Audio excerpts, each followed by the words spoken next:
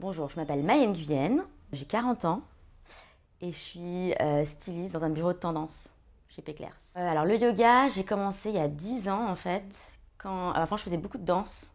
Je faisais de la danse classique et de la danse contemporaine. Et après, je sais pas, j'en ai eu marre, je trouvais ça trop violent, j'avais besoin de...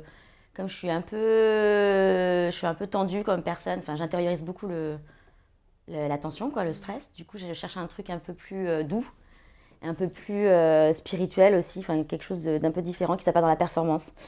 Donc j'ai commencé à faire du yoga et en plus ça tombait bien parce que après je suis tombée enceinte donc je pouvais facilement faire du yoga alors que la danse n'était pas possible. Voilà, et puis j'ai continué après. Donc j'ai eu des phases où j'en faisais beaucoup, genre plusieurs fois par semaine. Il y a des phases où j'en fais pas du tout parce que j'ai plus le temps. Et là, je dirais que depuis les 5 dernières années, j'arrive à en faire à peu près régulièrement. Heureusement parce que il y a Dani qui donne des cours. C'est devenu un truc beaucoup plus finalement. Et puis il y a beaucoup plus de cours en fait qui sont aussi développés. Il y a 10 ans, il y en avait moins. C'était que aussi, j'aimais pas trop l'état d'esprit trop baba cool. C'était vraiment pas mon truc. Le truc où vraiment le yoga hyper lent, le hatha yoga, c'est pas trop mon truc non plus. Donc j'aimais bien les choses un peu plus dynamiques. J'avais découvert après un endroit où ils faisaient du yoga avec de la musique et je trouvais ça hyper bien parce que du coup ça alliait bien ce truc de danse un peu et de yoga quoi. Donc c'était bien. Et ouais, j'essaye d'en faire quand même régulièrement. Et quand je peux pas prendre de cours, du coup j'essaie d'en faire un peu chez moi aussi. Humble, ça vient d'humilité, donc ça vient de... C'est que déjà l'humilité, c'est un rapport aux autres.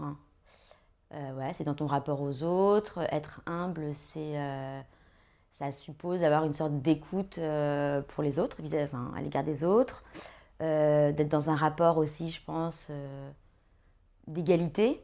C'est-à-dire que être humble, c'est aussi ne pas être dans un rapport de supériorité par rapport aux autres, peu importe le niveau, que ce soit intellectuel, physique, esthétique, tout ça.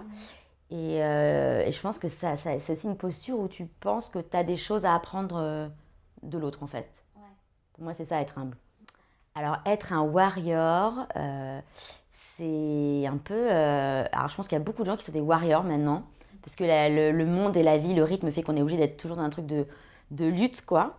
C'est être persévérant, c'est concevoir aussi la vie comme quelque chose où il y a des obstacles à franchir, être conscient aussi de ça, de se dire que les choses n'arrivent pas toutes seules, qu'il faut se battre pour les obtenir. Et ça veut pas forcément... Être un warrior, c'est pas forcément être... ça veut dire être combatif, mais c'est pas forcément négatif. C'est pas juste être un killer ou quelqu'un qui a vachement d'ambition ou qui... Être un warrior, je pense que ça implique de la résistance, de la persévérance et de la discipline, quoi. Alors ça, c'est vraiment le truc qui est assez cool. C'est une meuf qui fait du hip-hop, mais à l'anglaise. Voilà, je recommanderais ça, Kate Tempest. Elle a une super bonne énergie. J'adore.